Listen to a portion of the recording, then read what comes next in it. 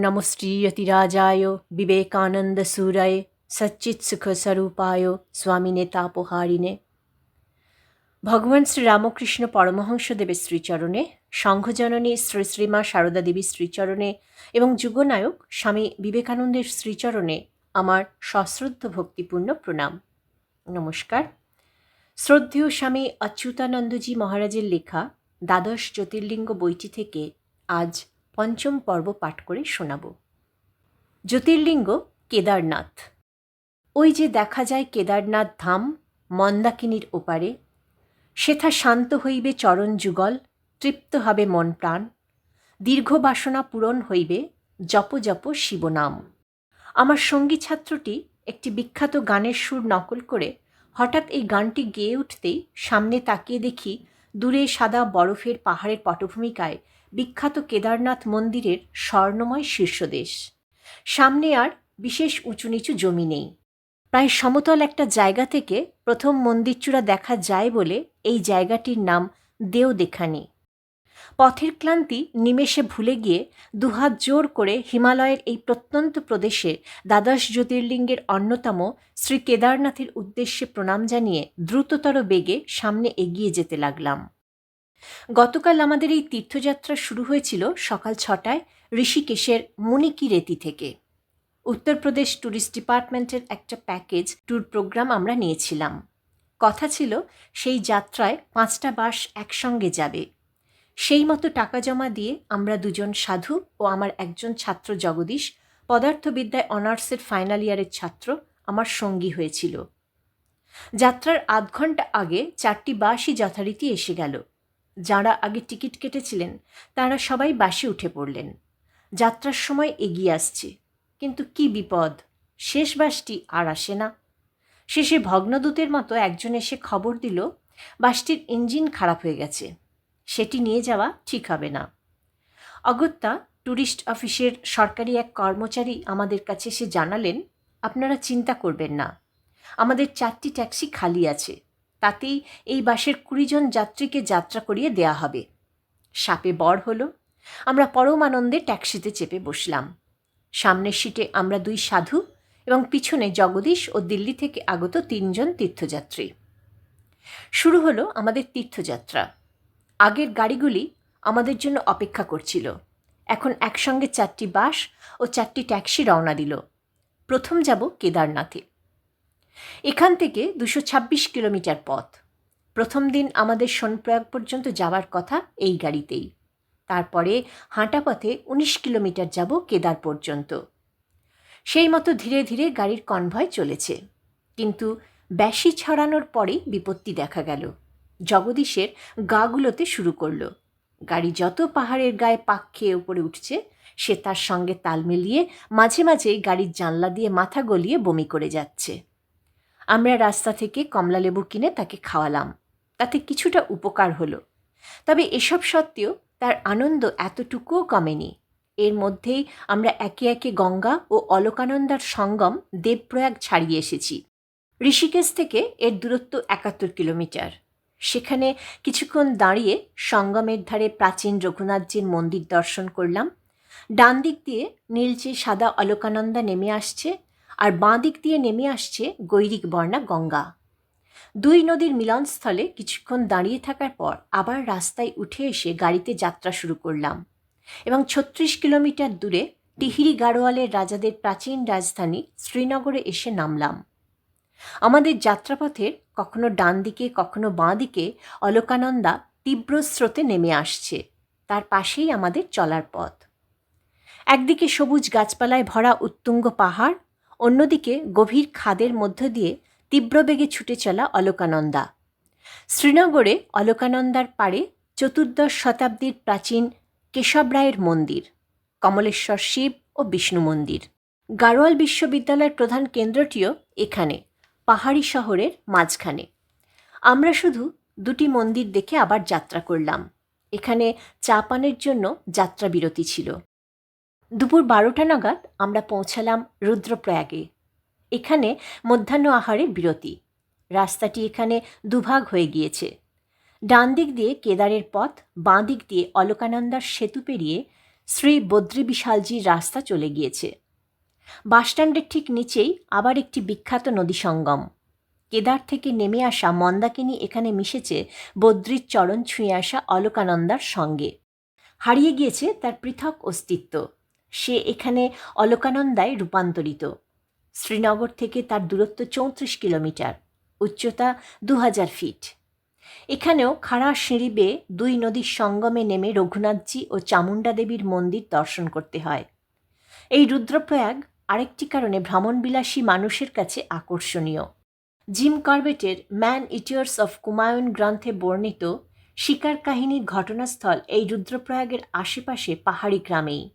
এখানে একটি সাইনবোর্ডে সেই কথা লেখাও আছে। সঙ্গে আছে একটি বিরাট বাঘের ছবি। এখানে চটির দোকানে ডাল ভাত খেয়ে আবার রওনা দিলাম। এরপরে 42 কিলোমিটার দূরে একেবারে 6000 ফুট উঁচুতে গুপ্তকাশীতে এসে নামলাম। ট্যাক্সির কনভয় দাঁড়াতেই আমরা তাড়াতাড়ি রাস্তা থেকে কিছুটা বাঁ দিকে উঁচু পাহাড়ের গায়ে উঠে এলাম। অল্পক্ষণ দাঁড়াতে অনুরোধ করেছি গাড়ির চালককে, তাই এই তাড়াহুড়ো। এখানে একই মন্দির চত্বরের মধ্যে অর্ধনারীশ্বর বিশ্বনাথ মূর্তি ও মণিকর্ণিকা কুণ্ড আছে। শিববাহন নন্দীর ষাঁড় পিতলের মুখ দিয়ে ঝর্ণার ধারা একটি চৌবাচ্চায় পড়ছে। এটি মণিকর্ণিকা। আমরা দেবমন্দির দর্শন ও মণিকর্ণিকার ধারা স্পর্শ করে নেমে এসে আবার যাত্রা শুরু করলাম। গুপ্তকাশী থেকে 13 কিলোমিটার কাটাচটি, সেখান থেকে 11 কিলোমিটার রামপুর ও 1 কিলোমিটার সীতাপুর হয়ে আরও 2 কিলোমিটার দূরে সোনপ্রয়াগ এসে পৌঁছালাম বিকেল 3টে নাগাদ। পথে গুপ্তকাশী থেকেই ডান দিকে পাহাড়ি চড়াই রাস্তা চলে গিয়েছে উখিমঠ হয়ে মদমহেশ্বর পর্যন্ত। আমাদের ড্রাইভার সেই পথ দেখিয়ে দিল। এখান থেকে দূরত্ব 26 কিলোমিটার।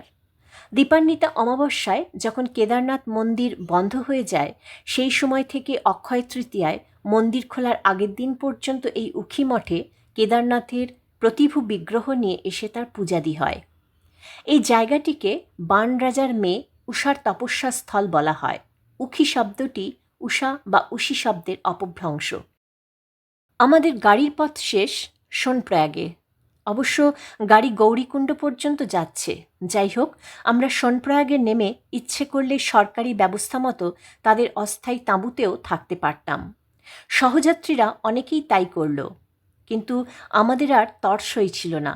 কখন কেদারনাথকে দর্শন করব সেই আশায় উদ্গ্রীব হয়ে সোনপ্রয়াগের সরকারি এজেন্সির মাধ্যমে একজন কুলি জোগাড় করে 3:30-র মধ্যে হাঁটা পথে গৌরীকুণ্ডের উদ্দেশ্যে কেদার গৌরীকে স্মরণ করে রওনা দিলাম। এ পথে বিকেলের দিকে প্রায় বৃষ্টি হয়।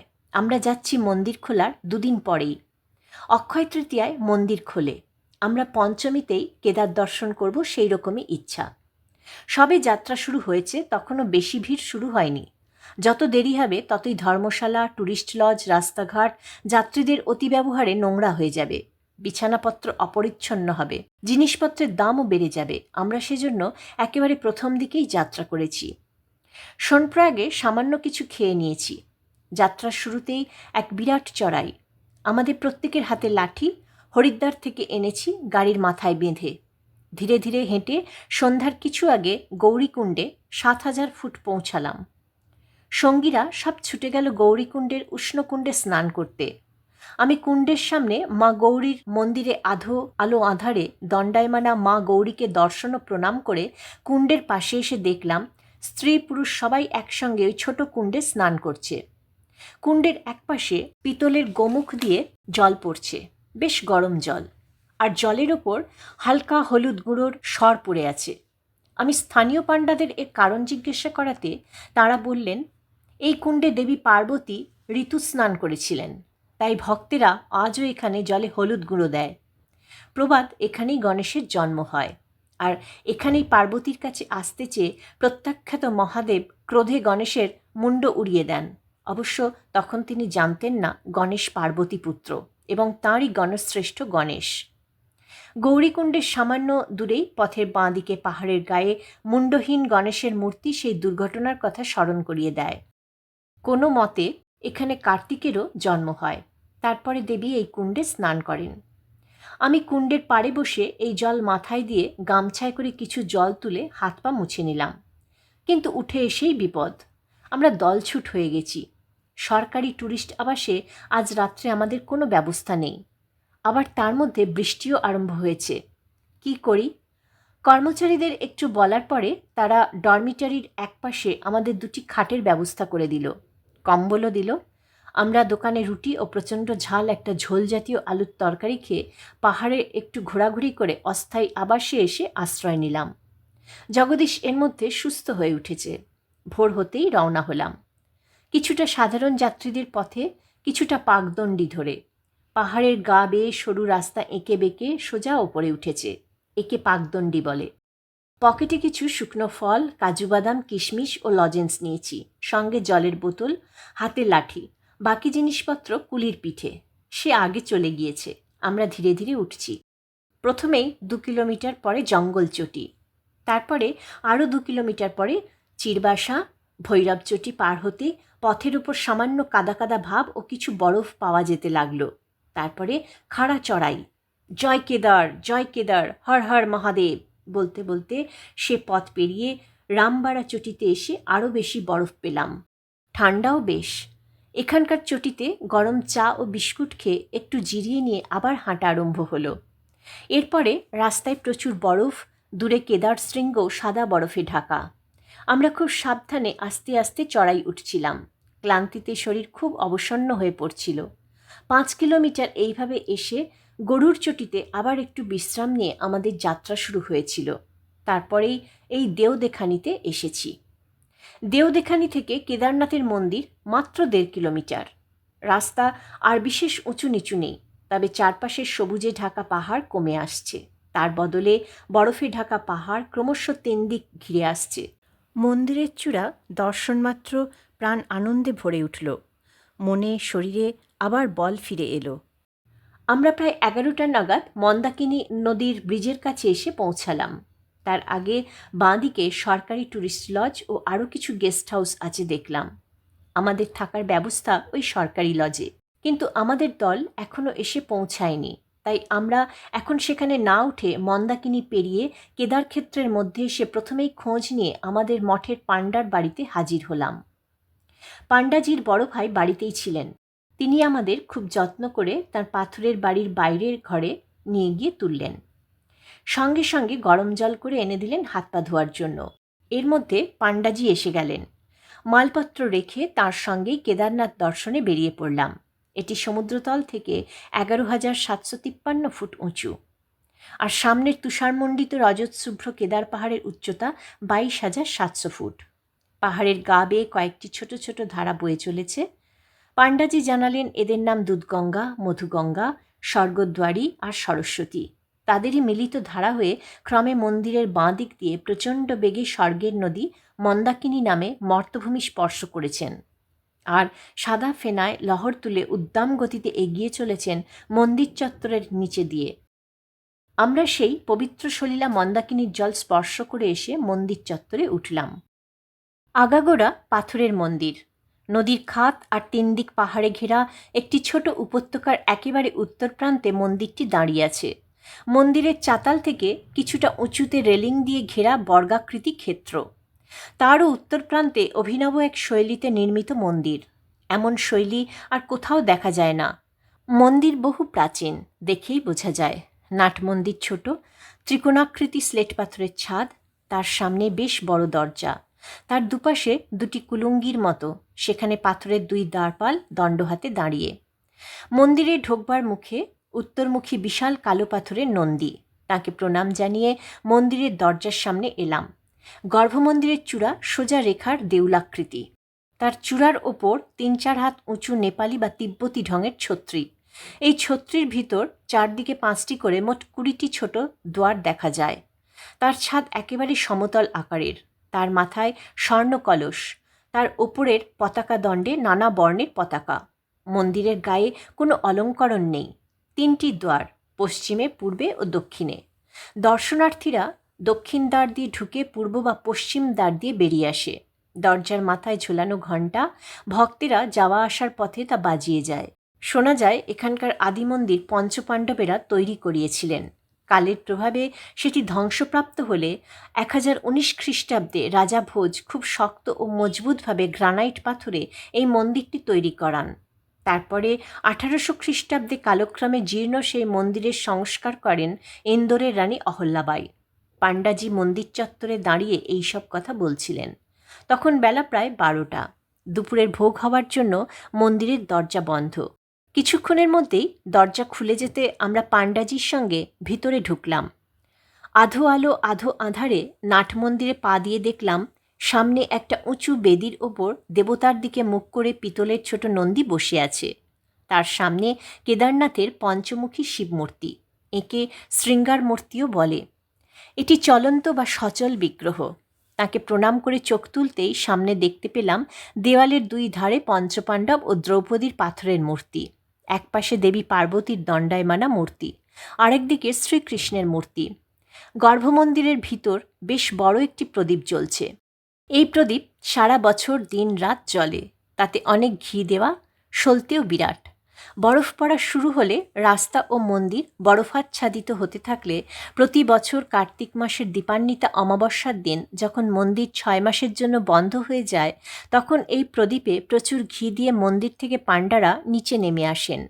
আবার যখন বৈশাখ মাসে অক্ষয় তৃতীয়ার দিন মন্দির খোলা হয়, দেখা যায় তখনও প্রদীপ জ্বলছে। এর নাম অখণ্ড জ্যোতি। সেই আলোকে ঘর আলোকিত, আর 3 দিকের দরজা দিয়েও বাইরের আলো ঘরে আসছে। নাট মন্দির বা জগমোহন বেশ ছোট, তার চেয়েও ছোট গর্ভমন্দির। ঠিক মাঝখানে পাথরের নিচু রেলিং দিয়ে ঘেরা, খানিকটা জায়গায় কালো পাথরের ত্রিকোণাকৃতি এবং একটা দিক ঢালু হয়ে নেমে আসা প্রায় 2.5 হাত উঁচু সেই বিখ্যাত জ্যোতির্লিঙ্গ কেদারনাথ। প্রথম দর্শনেই আনন্দে মন প্রাণ ভরে গেল। এত দৈহিক কষ্ট সব নিমেষে দূর হয়ে গেল। আমাদের ভাগ্য ভালো, তখন প্রথম পূজা হয়ে গিয়েছে বলে ভিড় খুব কম। পাণ্ডাজি আমাকে নিয়ে গিয়ে একেবারে কেদারনাথের পশ্চিম দিকে একটা কাঠের আসনের ওপর পূর্বমুখে বসিয়ে দিলেন। মন্দিরের পূজারী রাওয়ালজি পাশে বসে আমাদের পূজা করাতে লাগলেন। প্রথমেই একটু ঘি আমার হাতে দিয়ে বললেন কেদারনাথের ডান দিকে সেটি মাখিয়ে দিতে। ব্যাপারটা আমি জানতাম, তাই খুব ভালো করে আস্তে আস্তে সেই ঘি মাখিয়ে দেওয়ার পরে সঙ্গে নিয়ে আসা গঙ্গাজল দিয়ে কেদারনাথকে স্নান করালাম। তারপর সঙ্গে করে নিয়ে যাওয়া বেলপাতা ও পাণ্ডাজির দেওয়া শুকনো ব্রহ্মকমল ফুল দিয়ে পূজা, কর্পূর ও ধূপ দিয়ে আরতি এবং নকুলদানা শুকনো নারকেল কুচি দিয়ে ভোগ নিবেদন করলাম। তারপর দুহাত দিয়ে কেদারনাথকে আলিঙ্গন করলাম। খেয়ালই ছিল না যে সমস্ত জামায় চাদরে ঘি লেগে যেতে পারে। তারপর পাণ্ডা ও পূজারীর সঙ্গে গলা মিলিয়ে স্তব পাঠ করে প্রণাম জানালাম। মহার্দ্রি পার্শ্বে চ তটে রমন্তম সংপূজ্যমানং সততং মুনীন্দ্রৈ সুরাসুরৈ যক্ষ মহর্গাদৈ কেদারমীশং শিবমেকমেরে। হিমালয়ের গায়ে মন্দাকিনী নদীর তীরে যিনি বিরাজিত, সদা সর্বদা যিনি দেবতা ও মুনি, ঋষি, অসুর, যক্ষ, নাগাদিদের দ্বারা সংপূজিত, সেই কেদারনাথকে আমি বন্দনা করি। তারপরে সাষ্টাঙ্গ প্রণাম করে এক কোণে দাঁড়িয়ে শিবস্তোত্র পাঠ ও কিছুক্ষণ জপ করে বাইরে বেরিয়ে এলাম। পাণ্ডাজি জানালেন এখন তার বাড়িতে খাওয়া ও একটু বিশ্রাম নেওয়ার পরে তিনি ঘুরিয়ে দেখাবেন এখানকার অন্যান্য তীর্থগুলি। তার বাড়ি গিয়ে গরম জলে গা মুছে গরম গরম খিচুড়ি খাওয়া হলো। এখানকার পাহাড়ি জলে খিচুড়ি খুব ভালো সেদ্ধ হয়নি। প্রায় 3টের সময় দলের সহযাত্রীরা এসে পৌঁছালে তাদেরকে আমাদের এখানে উপস্থিতির সংবাদ দিয়ে পাণ্ডাজির সঙ্গে আবার মন্দিরে ফিরে এলাম। নাট মন্দিরের আবরণ দেবতাদের ও পার্বতীকে প্রণাম জানিয়ে গর্ভমন্দিরে গিয়ে কেদারনাথজিকে আবার স্পর্শ করে প্রণাম করলাম। এখন মন্দির পরিষ্কার করে সন্ধ্যারতির জোগাড় হচ্ছে। আরতির সময় যারা বেশি টাকার টিকিট কাটে তাদের ভিতরে ঢুকে বসতে দেয়। আমরা কোনো টিকিট কাটিনি। পাণ্ডাজির সাহায্যে কোনো রকমে মন্দিরের দরজা পার হয়ে ভিতরে ঢুকে পড়তে পেরেছিলাম, আর ভিড়ে ঠেলাঠেলি করে একটু ফাঁকের মধ্যে দিয়ে আরতি দর্শনেরও সুযোগ পেয়েছিলাম। আজ এই পর্যন্ত। আশা করি আজকের এই পাঠ আপনাদের সবার ভালো লেগে থাকবে। মায়ের কৃপায় আপনারা সবাই ভালো থাকবেন, সুস্থ থাকবেন, আনন্দে থাকবেন।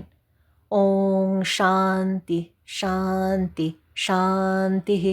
হরি ওম তৎসৎ। শ্রীরামকৃষ্ণ অর্পণমস্তু।